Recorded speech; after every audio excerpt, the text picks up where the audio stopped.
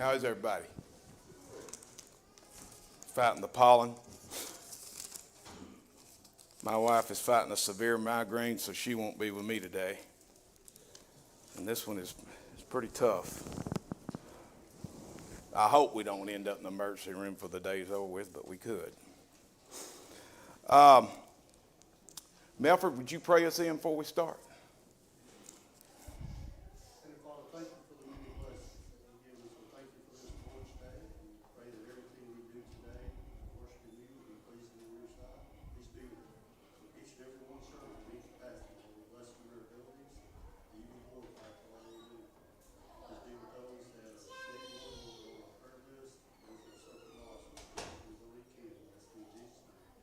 Amen. We are starting in 153. The anointing at Bethany is where we're at in the curriculum. Basically, that's about the washing of the feet. Has anybody got anybody to mention on the sick list before we start this morning?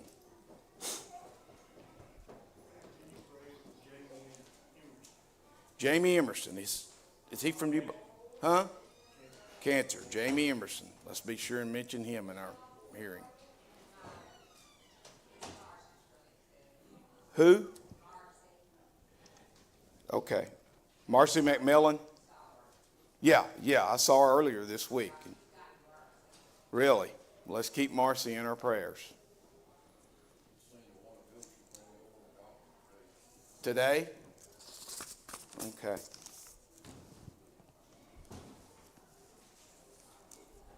Okay, let's keep those in our prayers. Mr. Emerson and Marcy McMillan. We take the blessing of good health for granted too much. I watched the deal, and James mentioned this. One guy said he ain't gonna die. I wished I could think of his name. There's a painter. Real good guy, I don't know if he's a good guy or not, but I know that Mike Wallace was interviewing him. Wallace was sitting there smoking a cigarette while he was interviewing him. Well, he must have quit somewhere along the way, but anyway, he said he was never going to die also. And the commentator, I'll get that name next, but the commentator said, in a way, he's right. I said, no, his paintings are on display, and his paintings still live. Something's going to happen to all of us. So we don't know how we're getting out of this world, but we're going to get out of it. But anyway, we're getting close. We just got through with a plot to kill Jesus.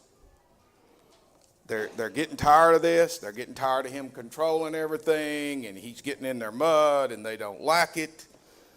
So we're going to start in Matthew 26 this morning. I've got this marked, but I'll probably have to go to my phone before it's over with because it's too hard for me to find it, but we are in Matthew 26. And when Jesus was in Bethany at the house of Simon the leper, a woman came to him having an alabaster, this story is all too common, alabaster flask, very costly fragrant oil, and she poured it on his head. And he sat at the table.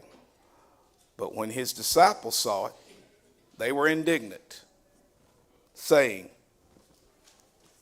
why this waste? For this fragrance oil might have been sold for much and given to the poor. I can't remember. Scholars, indignant. Is that angry or confused? Which one? Is it angry? Angry. Okay. When Jesus was aware of it, he said to them, why do you trouble the woman? For she has done a good work for me. For you have the poor with you always, but for me you do not have for always. Okay, I'm going to stop right there. Have the disciples listened to him yet when he says this? Do they really take him serious? This is just an opinion I'm going to throw out there. They still think he's not going to go anywhere. Am I right? They still think the church is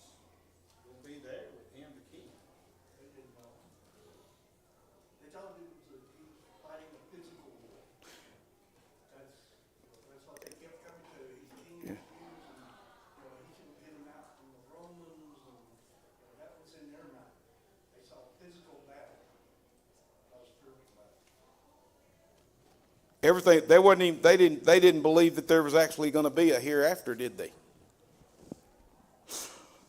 So they still ain't getting it. For in pouring this fragrant oil, listen to this, on my body, she did it for my burial. That's pretty imminent right there, isn't it? What he's saying. And they probably all sitting in a room thinking, well, you ain't dead yet.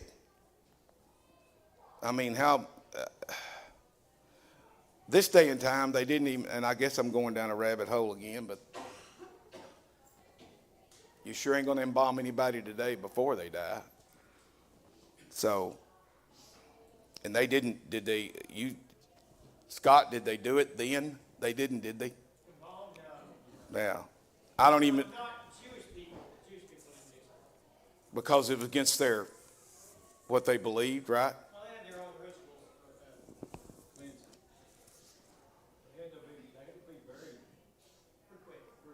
Right. Does anybody, I'm just going to throw this out here because I just thought of it. Does anybody know when embalming came along?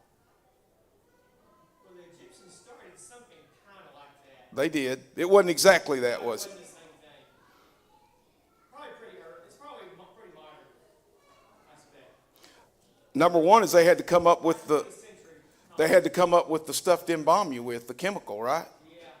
Somebody had to invent. Technology to do it. Embalming's kind of it's not just some simple process. It's pretty complicated. That's what I figured. That's pretty fascinating because it's been around a long, long, long time. So. We know that they didn't do that because of Lazarus being dead, as they told him. That's true. It's already stinking. He's going to be stinking by now. Yeah. So we know.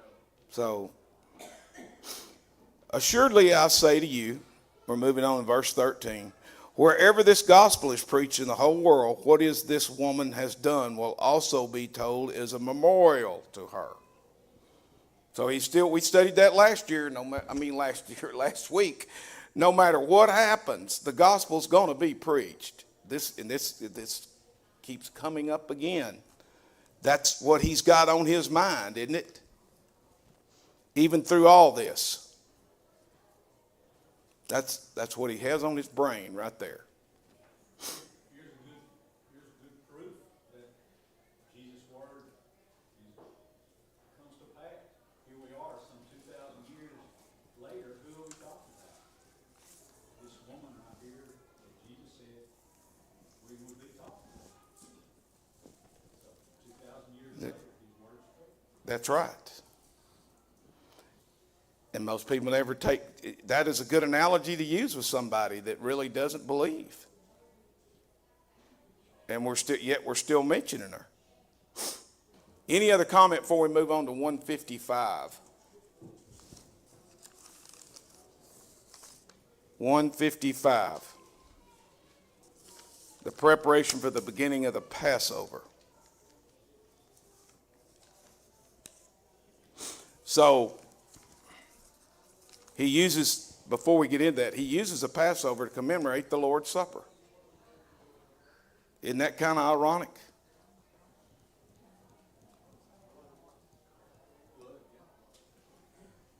The blood? And I never thought of it that way. That's why I ask questions. Now on the first day of the Feast of the Unleavened Bread, I'm reading in 31:17. Now on the first day of the Feast of the Unleavened Bread, the disciples came to Jesus, saying to him, where do you want us to prepare for you to eat the Passover? And he said, go into the city to a certain man and say to him, the teacher says, my time is at hand. I will keep the Passover at your house with my disciples. So the disciples did as Jesus had directed them. They prepared the Passover. When evening had come, he sat down with the 12. Now, as they were eating, he said, surely I say to you, one of you will betray me. And we move on to that. How do you think they took that statement?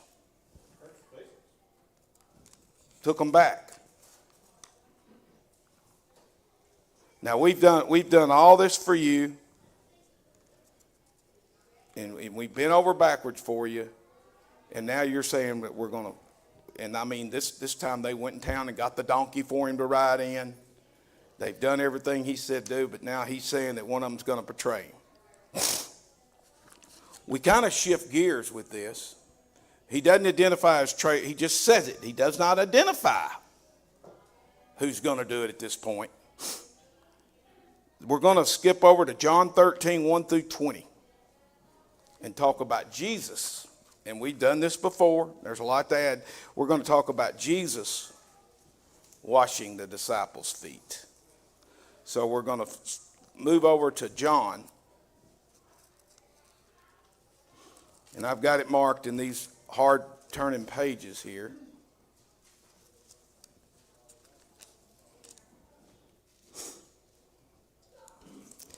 Now, before the feast of the Passover, I guess they're all gathered around here. When Jesus knew this his hour had come, that he should depart from this world to the Father, having loved his own who were in the world, he loved them to the end.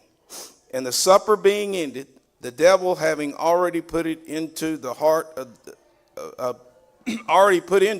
Judas Iscariot, Simon's son, to betray him, Jesus, knowing that his Father had given all things into his hand, that he had come from God and was going to God, rose from supper and laid aside his garments, took a towel and girded himself. After that, he poured water into a basin and began to wash the disciples' feet and to wipe them with a towel with which he was girded. What did he do? Have the towel wrapped around him? Okay. Then he came to Simon Peter. And to Peter said to him, Lord, are you washing my feet? Jesus answered and said to him, what I am doing you do not understand now, but you will know after this. Peter said to him, you shall never wash my feet. And Jesus answered him, he answered him, if you do not wash you have no part with me. Simon Peter said to him, Lord, not my feet, but my hands and everything, my whole body, as Jay said the other night in class. Jesus said to him, who is bathed needs only to wash his feet, but is completely clean. And you are clean, but not all of you. For he knew who would betray him. Therefore he said, you are not clean. That's a lot. We're going to stop at 13. Does anybody have any comment there?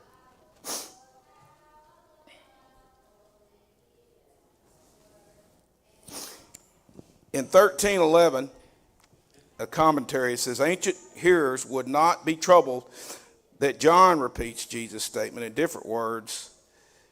It can also be illustrated by the differences noted when comparing the Gospels. I know I'm talking about 13:11 here. Yes, about comparing the Gospels, ancient practice, and appreciated phrases. Ancient biographers did not trifle over minor differences in wording. That talks about this washing of the feet.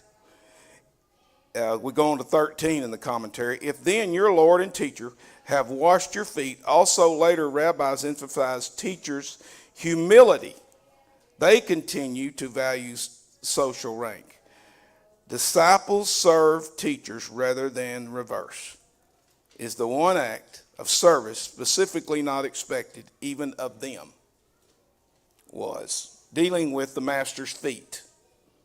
So what are we talking about?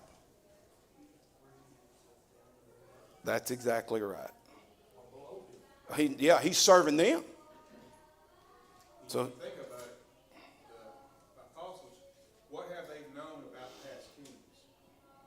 Good or bad, they're served. Good or bad, they demand a portion of what you have or could. Okay, well, Jesus, they believed with all their heart that he's going to be the king. So they're thinking, I would think, I can't think what you're thinking, but no. he's not one, he's to be served, he's not the one, and Jesus is saying, you don't understand it yet. You will. And I think part of this act is showing him how to come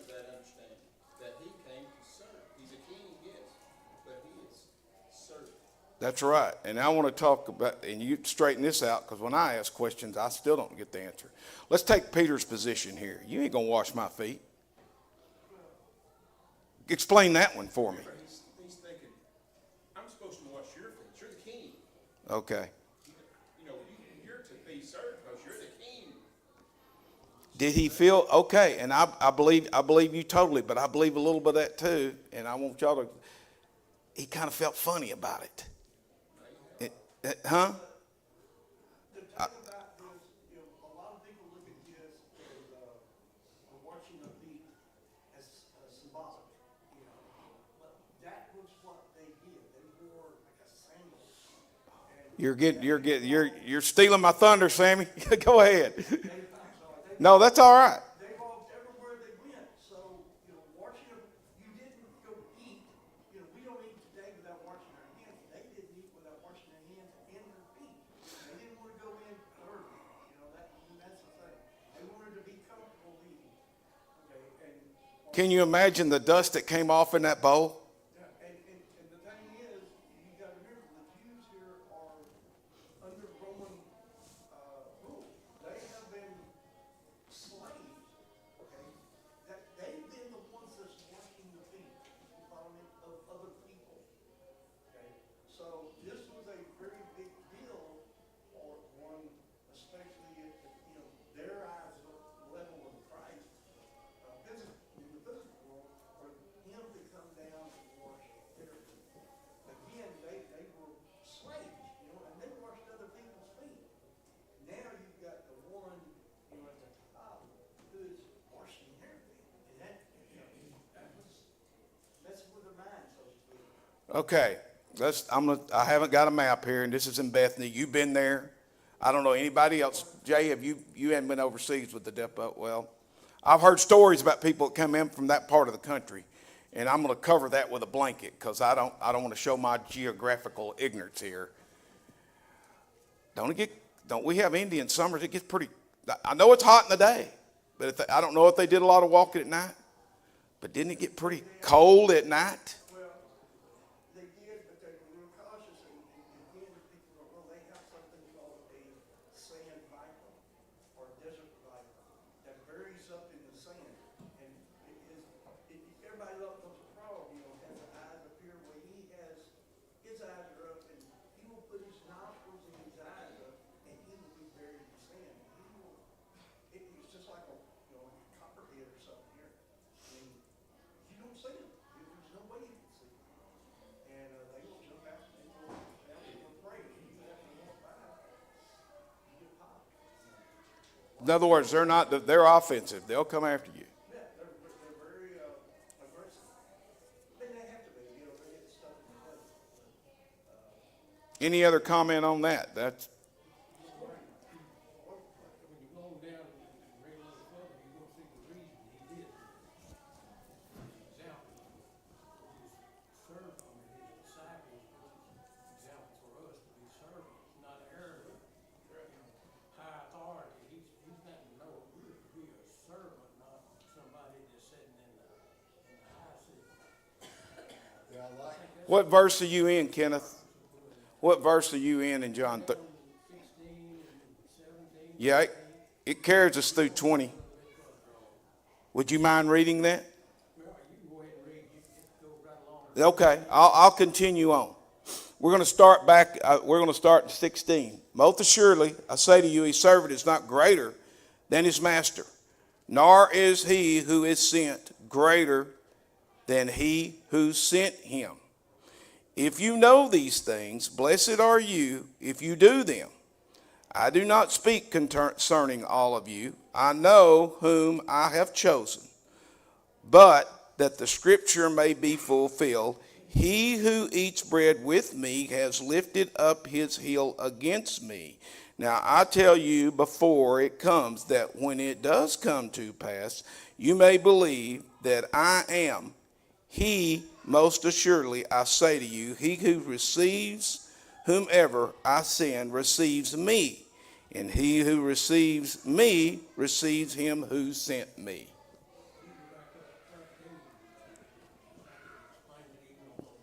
Okay, in other words, 13 ties all this in. 13 going down to 250. Okay, you call me teacher and Lord. You say, well, for so am I.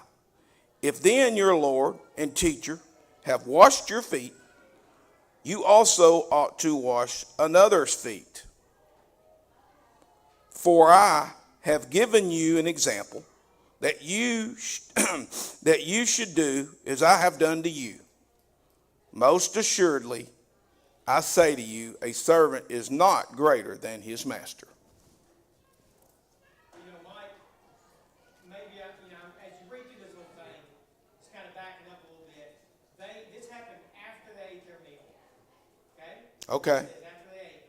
This was supposed to happen before they ate their meal. right. There was supposed to be a servant there that washed their feet, so obviously that servant wasn't there, so they sat there, basically laid sideways with each other's feet in each other's faces, probably saying, one of us needs to get up and wash some feet. Okay? And then Jesus gets up and embarrasses all of them because he's the greatest among them. That's what I meant by Peter. Don't you think Peter was a little bit embarrassed by this? Because they were probably thinking someone needs to get up and take care of this problem. The lowest person needs to take care of this. And none of them were the lowest person in their minds. I mean, it was a lesson in humility too. Yeah, and we're going to talk about what they were really concerned about in the next few readings. And you're exact, that nails it. I wished I could have nailed it that good. Peter, or one of them was talking about being on the right hand of God, and there was an argument, on the right hand of Jesus. And then that's their thought process, is I'm gonna be, right there by Jesus. This is kind of part of it, Right. Exactly right. And Dan brought up a good point about Peter saying, you can't wash my feet. You're the man. When he told him that he didn't understand now, but he would, I think a good example of that is in 1 Peter 2:21, where it says, for you have been called for this purpose, since Christ also suffered for you. Right. Giving you an example to follow his steps. So they realized more than anything, more than ever, after his death, that his life basically was setting an example, not only for them, but for us. How to live, how to love each other, how to serve others. They thought the kingdom he was establishing was to rule over people. That's right. And the kingdom he's establishing is to serve them. You got it. Exactly right. And they wanted to see who was going to be the chief ruler after he was gone or whatever. Or they were concerned about that. And we're going to get to that. Huh? Exactly. Any other comment before we move on? Because that was, we're going to 157, which takes us back to Matthew 26. And we're going to start there in 21.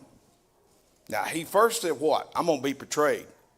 Now, he's going to put the microscope and he's going to a macro in on exactly who that's going to be.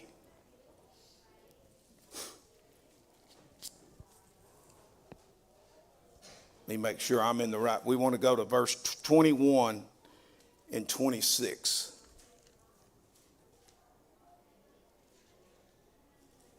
And that is, I've got it marked. If I can, okay, I have found it.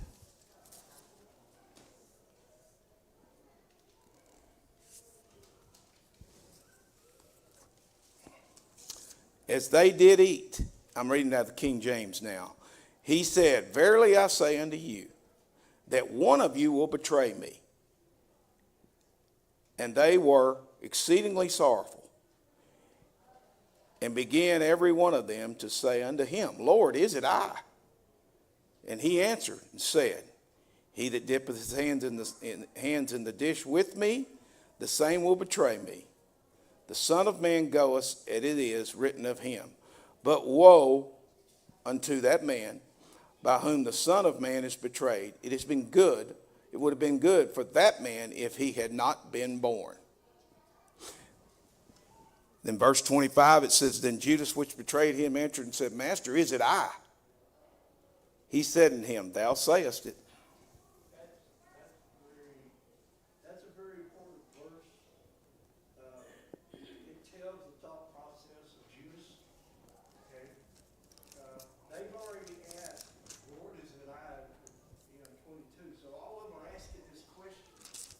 Right. But Judas, okay, comes back and asks the same question again. Is it I? Which tells you he knew Jesus did. You see what I'm saying? Or did, okay. Do you also think it was part of his guilty conscience? Oh, yeah, Hadn't he already made the deal at this point? sure. But the thing is, and I go all the way back to the beginning, that, you know, the question, okay, is a trait of Satan, okay? Because Satan tries to deceive by asking questions, okay? You'll see it all through the Bible. And this is, you know, the devil is in Judas's heart, and he don't want anybody else to know that he's the one that's going to betray. It's saying it's like a cloak he's trying to cover. Is it I? Well, Jesus knew who it was. That's the next verse. He said, Were you in Miss Vincent's English class, Sammy, our senior year in high school, when somebody threw a rock through the window inside the classroom? Well, I'm not going to name names. We all got called outside. This is my senior year. We all got called out of the classroom, and the one that did it, she was looking at everybody. Hubert's coming down the hallway on his way down there, and the one that did said, "I didn't do it." Oh, they didn't have to look very far after he said that. That kind of reminds me of this moment in a way. he's admitting guilt, but he's trying to cover it. Yep. Now, if I could, any other comment on that one? Wouldn't it have been much more better for Judas, because we know God's will hadn't been fulfilled, if he had said, "Forgive me, I'm sorry." They could have got it all straightened out right there. You know, that's how we are sometimes. Oh, Instead of sorry that we done it, we're sorry we got caught. exactly. He had got 50 pieces of silver, so, you know, he was kind of stuck. But he could have let it all, man, that was a great point. He could have let it all float out right there, and that never would have happened. Absolutely. We know God's will was still been done. I mean, obviously. Right. And God also knew that wasn't going to happen, too. Sure, he knew, But- he knew Judas had hardened his heart. You know, Right. We hear that about when some people think that Satan made Judas do it. No, he didn't make him do it. He just planted that seed like he does to us. It's up to us to protect our heart. Say, no, whatever this is you're tempting with can't compare to the glory of God, Jesus Christ. Is that kind of like the doors? You can not, the door is always open and you can come in? Oh, absolutely. That's, and his door is never closed, is it? That's, you can't, I'm getting real personal here because you can't worry, well, what are they going to think of me if I just come out and say I'm sorry? 99% of people are not going to ask, well, what did he or she do? They're going to be glad you repented. I wished I had that kind of guts. That's what they're going to be saying in their heart.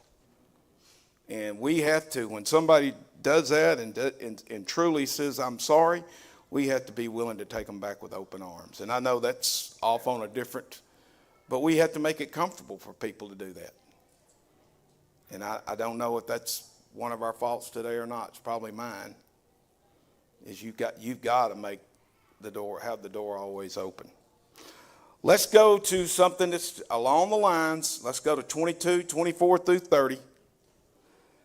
Here we go, Sammy. We're going to get into a 6-verse rant on them being concerned about who's the best. And this is all, I mean, we're at a real close window here with him going to trial and stuff. Now there was also a dispute amongst them to which one should be considered the greatest. And I'm reading out of the New King James. And he said to them, the kings of the Gentiles exercise lordship over them, and those who exercise authority over them are called benefactors. So we all know what that word means. That's pretty straightforward. But not so among you. On the contrary, who is the greatest among you? Let him be as the younger, and he who governs as he serves. So I'm going to stop right there at the 26. What's he talking about? Same thing we have been? Kenneth, don't that go back to washing the feet? as he serves. It is not he who sits at the table, yet I am among you as the one who serves. But you are those who have continued with me in my trials, and I bestow upon you a kingdom, just as my Father bestowed upon me, that you may eat and drink at my table, my kingdom, and sit on my throne, judging the 12 tribes of Israel. Any comment on that? Again, their eyes were not yet open. They perceived it as a physical kingdom battle. They still wasn't getting it. Take up arms against Rome. I mean, let's be honest. But, after Jesus passed, Acts 2:38, basically their eyes were open. Then they realized, all the way up to that point, they're asking questions that give us the view of what they're seeing. What's in their mind? Exactly. Anybody else?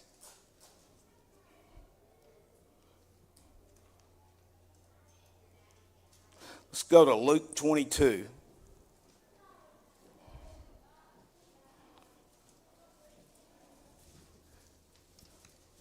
(31 through 38). And he's talking to Peter, I believe, here. The Lord said, Simon, Simon, indeed, Satan has asked for you, that he may sift you as wheat. All right, I'm going to stop, because me and Karen had a discussion about this. I'm going to use another word here called strain. I think all of you know I like to do a little painting, automobile painting. And keeping the trash out of a paint job it's a daunting task. So they came out with these new things.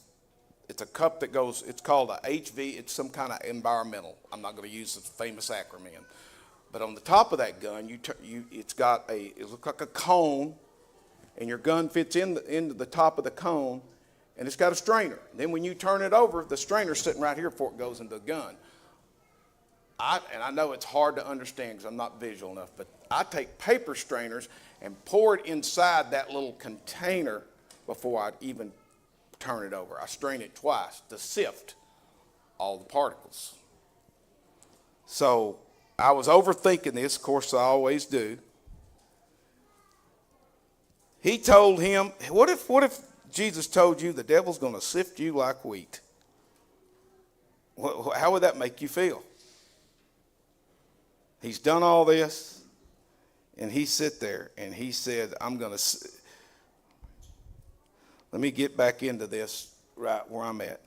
And the Lord said, Simon, Simon, indeed, Satan has asked for you that he may sift you like, that's 31. But I have prayed for you that your faith should not fail. And when you have returned to me, strengthen your brethren. Okay, Dan, he actually, like we was talking about with Judas, if he could have came clean, this was going to happen, right? And he gave him, we'll use the fancy word, we had a caveat, a warning. This is fixing to happen. You are fixing to go through it. I mean, he really chided him. I wouldn't say chided, warned him, a scary warning. But he said to him, Lord, I'm ready to go with you, both to prison and to death. And then he said, I'll tell you, Peter, now this is Jesus. The rooster shall not crow this day. We've all heard it before. You will deny me 3 times that you do not. Let's see. You're going to deny 3 times that you know me. Peter had a problem speaking before he thought about what he was going to say. Phew, that sounds like Michael's problem. Peter thought of himself as Did he think he was invincible? he's a tough guy. He's a fisherman. Oh, Everybody knows what a fisherman is. in other words, I ain't going to break. This ain't gonna happen. When you look at verse 32,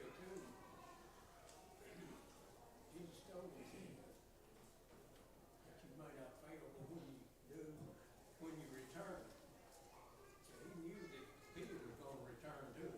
He did. That and one of the greatest servants he ever had. And he knew Judas wasn't. He knew the hearts of both of them. He's telling Peter, when you return, you're gonna go get it. Some books I've read, and this is not in the Bible. Jesus always heard he appointed Judas because Judas was the money man. He carried the money bag. He could manage money. So, What did he take from the, Sadducees and Pharisees? What did he take? 50 pieces of silver, which really is not. John chapter 12, Judas is called a thief. And it says that he kept the money box because he used to take the money that was in it. And so apparently it was also part of his nature. so these people that you hear of, people that get caught taking and doing this and doing that, and it ain't nothing new, is it? You know, comes to it's a habit. They start doing it and they continue to do it and they get away with it every day. It's a habit. With Peter, again, I'm going back to 1 Peter, which is a great book. He was warned about Jesus. Satan's fixed to come after you. It's fixed to get in your heart. What does Peter tell us? Verse 8, be of sober spirit, be on the alert, the adversary of the devil prowls about like a roaring lion, seeking someone to devour. So he's telling us, Because he knows it. he knows it. I never thought about He knows that. what can happen. What chapter is that? Where is that at? Where you're at? 1 Peter 5, 8. Okay. And not only that, I never see. I don't steal your thunder, but what did Jesus tell him he was going to do or did for him? When I get up here, I feel like, Do you think that's important today for us to pray for our brothers and sisters that are struggling? Absolutely. and instead of not thinking about it. He's fulfilling this, verse 32, where he says, after you return, strengthen your brothers. And that's what he's doing, writing 1st and 2nd Peter, strengthening us. I've been there. I know. We've all been there. You know, That's- Peter, I don't know, I think we all can understand this. In the moment, he felt real strong. He did. That's why he said that. But then if you keep on going, I mean, let's be honest. I mean, he got bullied by a servant girl denying Jesus. He did. He did. I forgot about that. A little servant girl, made fun of him, and so he denied Jesus, or approached him.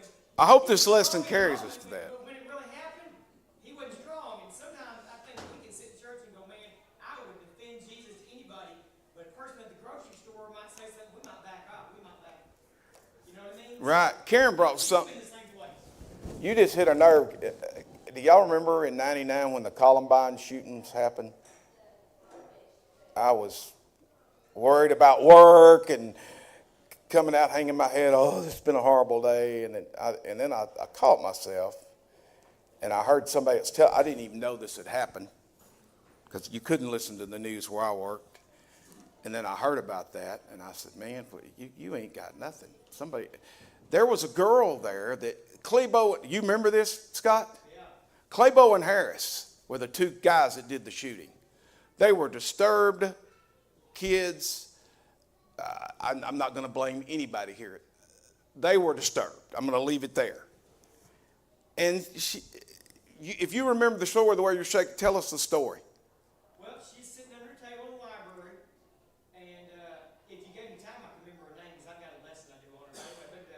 But they looked at her because she had a Bible. She was a little girl that brought the Bible to school, and they said, "Do you believe in God?" And before she finished her sentence, they shot her dead. He shot her dead before she even came to say anything. Before she could even confirm it. Before she could even say anything.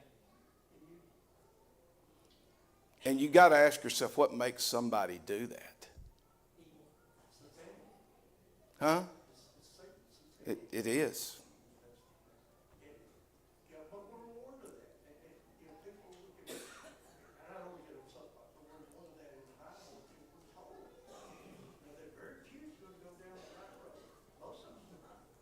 Matthew 7. Okay, your comments were great. Y'all make the lesson a lot easier for me. And if you think I'm not nervous standing up here, you're crazy. No, Because the little girl's name was Cassie Burnell. I remember that. I remember. Kathy Burnell. Cassie Burnell. I remember. 'Cause, you know, Combine's kind of close to me. Oh, it's the business you're in. About that all the time. Not that specifically, but school shooting's kind of a scary thing in my world. Being in the school building. Karen brought that up last night. I didn't even remember it, and she brought that up. Next week, we are starting with the institution of the Lord's Supper, 160 on that curriculum. It's Matthew 26 through 30. That should make for interesting conversation and learning. I want to let's do this, because I have it. Acts 20, verse 7 is, of course, where I'm going to go, a little prerequisite. But I want to know, we're getting here because some people, we're going to talk about the first day of the week. I'm not here to be a legalist, but why is first day of the week so important to us? So, yeah, y'all can challenge me, because I sure hadn't. There's 2 or 3 ways to tie that in, and I've figured out one of them real solid.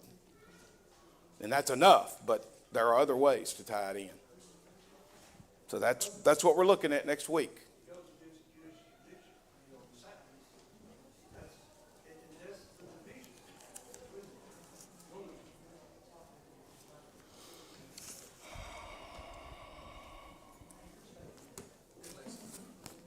Thank you.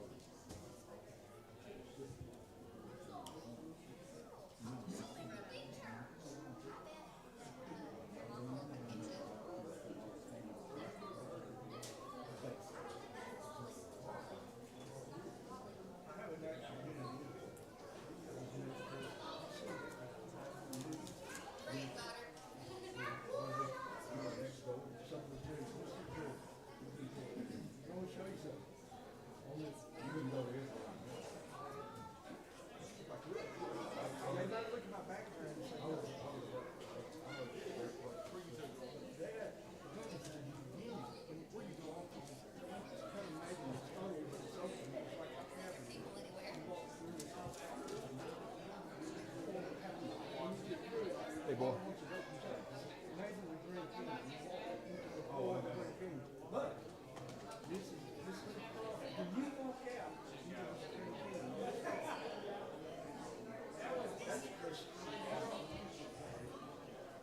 Yeah.